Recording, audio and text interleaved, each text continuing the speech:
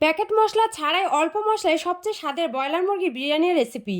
নমস্কার বন্ধুরা, Tumpa kitchen and blog থেকে সবাইকে স্বাগত। আজ আমি অল্প মশলায় দারুণ স্বাদের চিকেন বিরিয়ানি রেসিপি আপনাদের সাথে শেয়ার করব।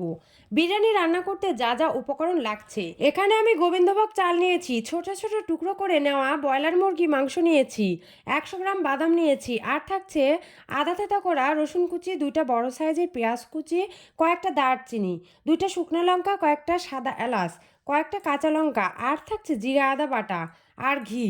এবার উনুন জ্বালিয়ে কড়াইয়ে পর্যাপ্ত তেল দিয়েছি, এর মধ্যে ফোড়নে দেব গোটা জিরা, শুকনো লঙ্কা, কাঁচা লঙ্কা, সাদা এলাচ, থেতানো রসুন আর পেঁয়াজ কুচি দিয়ে বাদামি করে ভেজে নিয়ে ধুয়ে রাখা বাদামগুলো ছেড়ে দেব।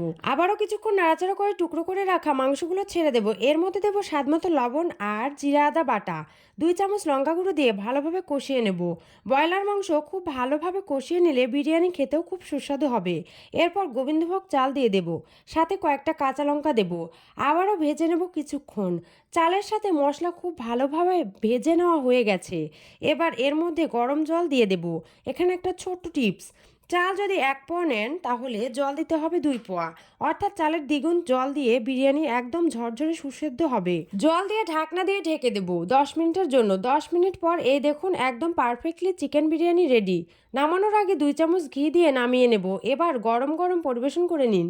কোনো রকম প্যাকেট মশলা ছাড়াই ঝামেলাবিহীনভাবে চিকেন বিরিয়ানি ঝটপট তৈরি করে নিন। তো বন্ধুরা, আমার তৈরি রেসিপির কোনো অংশ ভালো লাগলে একটি লাইক দিয়ে কমেন্ট করে জানাবেন, আর চ্যানেলটিকে সাবস্ক্রাইব করে পাশে থাকবেন।